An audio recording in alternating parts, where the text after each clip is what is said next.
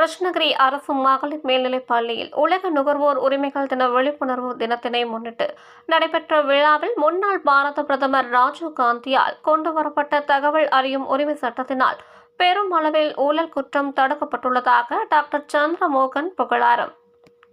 கிருஷ்ணகிரி அரசு பெண்கள் மேல்நிலைப் பள்ளி உலக நுகர்வோர் உரிமைகள் விழிப்புணர்வு தின விழா நடைபெற்றது.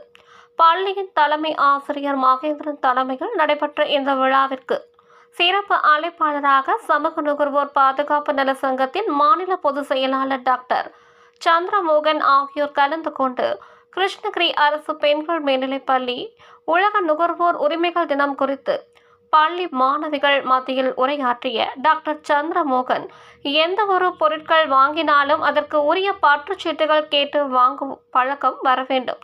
பற்றுச்சீட்டுகள் தர மறுக்கும் நபர்கள் மீது நடவடிக்கை எடுக்க மாவட்ட ஆட்சியரிடம் புகார் கொடுக்க தயக்கம் காட்டக்கூடாது. குறிப்பாக முன்னாள் பாரத பிரதமர் அமரர் ராஜீவ் காந்தியால் கொண்டுவரப்பட்ட தகவல் அறியும் உரிமை சட்டத்தினால் நாட்டில் பெருமளவில் ஊழல் குற்றம் தடுக்கப்பட்டுள்ளதாக அமரர் ராஜீவ் காந்திக்கு புகழாரம் சூட்டினார். இதனைத் தொடர்ந்து பள்ளி மாணவிகளுக்கு நுகர்வோர் பாதுகாப்பு விழிப்புணர்வு கையேடுகளும் வழங்கி விழிப்புணர்வு ஏற்படுத்தப்பட்டது.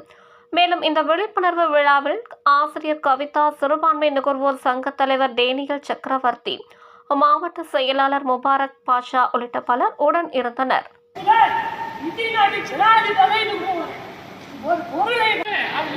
கொஞ்சம் முடியெல்லாம் வெள்ளையாகி போச்சு. அது முடி கருப்பாகிறதுக்கு ஒரு ஆயில் வாங்கிட்டு வராங்க. ஆயில் பூசினாரு ஒரே நாள்ல முழுசு சொட்டு போச்சு. இருந்த 4 முடியும் விட்டு போச்சு. என்ன பண்றது?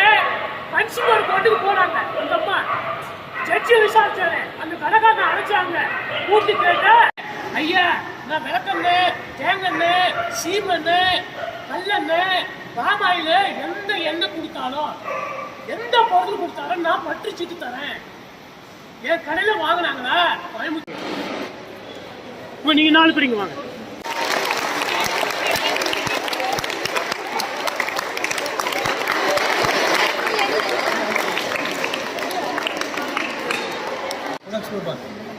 Okay sir.